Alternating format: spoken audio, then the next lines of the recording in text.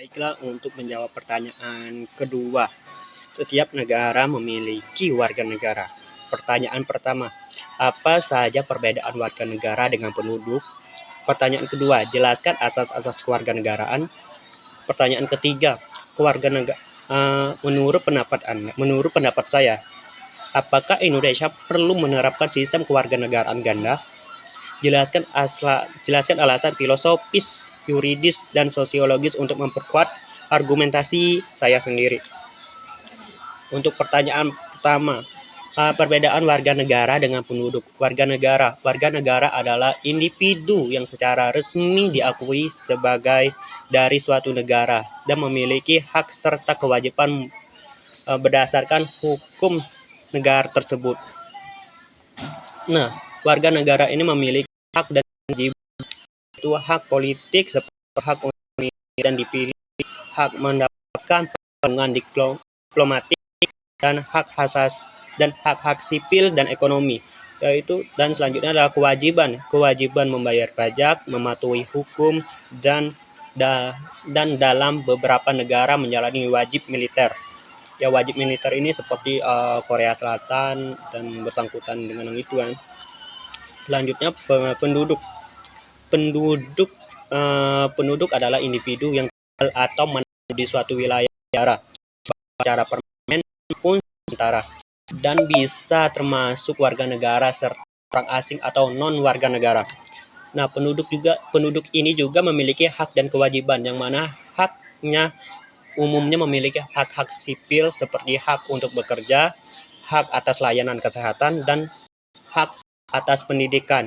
Kewajiban dari penduduk mematuhi hukum setempat, membayar pajak, dan mungkin beberapa kewajiban lainnya, dan tergantung situasi imigrasinya.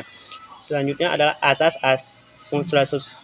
adalah untuk menjawab pertanyaan kedua, asas-asas kenegaraan. Asas-asas kenegaraan ini adalah prinsip-prinsip yang digunakan untuk menentukan kewarganegaraan seseorang, yaitu asas-asas kenegaraan ini ada 4, yaitu asas keturunan, ius sanguinis, yang warga negara ditentukan berdasarkan kewarganegaraan orang tua, bukan tempat lahir. Contoh, jika orang tua warga negara Indonesia, maka otomatis warga negara Indonesia meskipun lahir di luar negeri. Dan adalah asas tempat kelahiran atau ius soli. Kewarganegaraan ditentukan berdasarkan tempat kelahiran. Contoh, anak yang lahir di suatu negara akan otomatis menjadi warga negara tersebut meskipun orang tuanya warga negara asing. Selanjutnya adalah asas naturalisasi. Adalah proses hukum yang memungkinkan seseorang warga negara untuk menjadi warga negara setelah memenuhi syarat-syarat tertentu seperti masa tinggal, bahasa, dan pengetahuan tentang negara tersebut. Selanjutnya adalah kewarganegaraan ganda. Seseorang bisa memilih 2 atau lebih kewarganegaraan pada yang sama, tergantung pada situasi negara-negara terkait. Selanjutnya, untuk menjawab pertanyaan sistem kewarganegaraan ganda di Indonesia menurut pandangan dan alasan. Menurut pandangan pribadi saya, Indonesia perlu mempertimbangkan penerapan sistem kewarganegaraan pada kewarganegaraan ganda secara lebih luas. Alasan-alasan filosofis, yuridis, dan sosiologis menurut yang bisa mendukung pandangan atau argumentasi saya adalah menurut alasan filosofis. Satu adalah globalisasi dan mobilitas.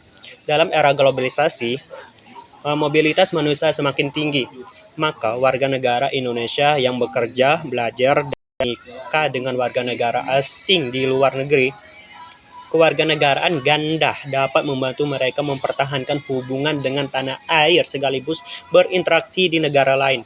Selanjutnya adalah identitas dan kepemilikan ganda. Yang berarti kewarganegaraan ganda memungkinkan individu untuk merangkul identitas dan kewarganegaraan ganda yang dapat memperkaya kebudayaan dan memperluas perspektif global.